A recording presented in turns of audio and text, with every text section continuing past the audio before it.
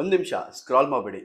Investment ಮಾಡೋ ಮೊದಲು, SIP ಶುರು ಮಾಡೋ ಮೊದಲು, ಸ್ಟಾಕ್ ಮಾರ್ಕೆಟ್ಗೆ ಎಂಟ್ರಿ ಕೊಡೋ ಮೊದಲು ಈ 4 ಫೌಂಡೇಶನ್ ಇಲ್ಲ ಅಂದರೆ ನೀವು ಇನ್ವೆಸ್ಟ್ಮೆಂಟ್ ಮಾಡ್ತಿದ್ರು ಫೈನಾನ್ಷಿಯಲಿ ಸ್ಟ್ರಾಂಗ್ ಆಗಲ್ಲ.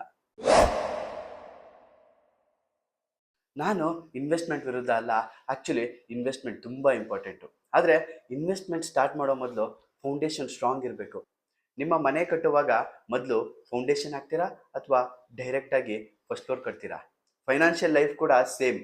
ಮೊದಲನೇ ಫೌಂಡೇಶನ್ ಎಮರ್ಜೆನ್ಸಿ ಫಂಡ್. ಜಾಬ್ ಹೋಯಿತು, ಮೆಡಿಕಲ್ ಎಮರ್ಜೆನ್ಸಿ ಬಂತು, ಅನ್ಎಕ್ಸ್ಪೆಕ್ಟೆಡ್ ಫ್ಯಾಮಿಲಿ ಎಕ್ಸ್ಪೆನ್ಸಸ್ ಬಂತು. ಈ ಸಮಯದಲ್ಲಿ SIPನ ಸ್ಟಾಪ್ ಮಾಡಿ ಲೋನು ಅಥವಾ ಕ್ರೆಡಿಟ್ ಕಾರ್ಡ್ ಮೇಲೆ ಡಿಪೆಂಡ್ ಆಗಬಾರ್ದು ಅಂದರೆ ಮೊದಲು ಎಮರ್ಜೆನ್ಸಿ ಫಂಡ್ನ ಬಿಲ್ಡ್ ಮಾಡಬೇಕು. ಎರಡನೇ ಫೌಂಡೇಶನ್ನು ಇನ್ಶೂರೆನ್ಸ್. ಹೆಲ್ತ್ ಇನ್ಶೂರೆನ್ಸ್ ಇರಬೇಕು.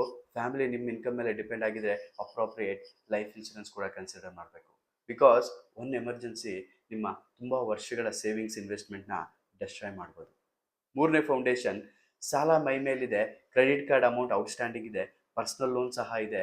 ಇವೆಲ್ಲ ಇದ್ದು ಒಂದೆಡೆ 10-12% ರಿಟರ್ನ್ ಎಕ್ಸ್ಪೆಕ್ಟ್ ಮಾಡಿ ಇನ್ವೆಸ್ಟ್ಮೆಂಟ್ ಮಾಡೋದು ಆಲ್ವೇಸ್ ಸ್ಮಾರ್ಟ್ ಆಗಿರೋದಿಲ್ಲ.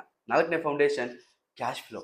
ನಿಮ್ಮ ಸ್ಯಾಲ್ರಿ ಎಷ್ಟು, ಮಂತ್ಲಿ ಎಕ್ಸ್ಪೆನ್ಸಸ್ ಎಷ್ಟು, EMI ಎಷ್ಟು, ಸೇವಿಂಗ್ಸ್ ಎಷ್ಟು, ನಿಮ್ಮ ಗೋಲ್ ಏನು, ಇದು ಗೊತ್ತಿಲ್ಲದೆ ಬ್ಲೈಂಡ್ ಆಗಿ SIP ಅಮೌಂಟ್ ಡಿಸೈಡ್ ಮಾಡಬೇಡಿ. Remember, investment is the tree but financial foundation is the soil. Soil strong ಇಲ್ಲ ಅಂದರೆ ಟ್ರೀ ಎಷ್ಟು ಬ್ಯೂಟಿಫುಲ್ ಆಗಿದ್ರು ಲಾಂಗ್ ಟರ್ಮಲ್ಲಿ ಸಸ್ಟೈನ್ ಆಗೋದಿಲ್ಲ. ಈಗ ಆನೆಸ್ಟಾಗಿ ಹೇಳಿ, ನಿಮ್ಮ ಬಳಿ ಯಾವುದಿದೆ? ಮೊದಲನೇದು ಎಮರ್ಜೆನ್ಸಿ ಫಂಡ್, ಎರಡನೇದು ಇನ್ಶೂರೆನ್ಸ್, ಮೂರನೇದು ಸಾಲ, ನಾಲ್ಕನೇದು ಆಲ್ ಆಫ್ ದ ಅಬವ್.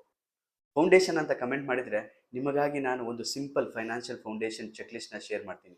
ಈ ರೀಲ್ ಸೇವ್ ಮಾಡಿ ಇನ್ವೆಸ್ಟ್ಮೆಂಟ್ ಸ್ಟಾರ್ಟ್ ಮಾಡುವ ಮೊದಲು ಮತ್ತೆ ನೋಡಿ. ಇನ್ವೆಸ್ಟ್ಮೆಂಟ್ ಬಗ್ಗೆ ಇಂಟ್ರೆಸ್ಟ್ ಇರುವಂಥ ನಿಮ್ಮ ಕೇರಿಂಗ್ ಫ್ರೆಂಡ್ ಜೊತೆ ಶೇರ್ ಮಾಡ್ಕೊಳ್ಳಿ. ಕೋಟಿ ಕನಸು ಅಕಾಡೆಮಿನ ಫಾಲೋ ಮಾಡಿ. ಮೊದಲು ಫೈನಾನ್ಷಿಯಲಿ ಸ್ಟ್ರಾಂಗ್ ಆಗಿ, ಆಮೇಲೆ ಫೈನಾನ್ಷಿಯಲಿ ಫ್ರೀ ಆಗಿ.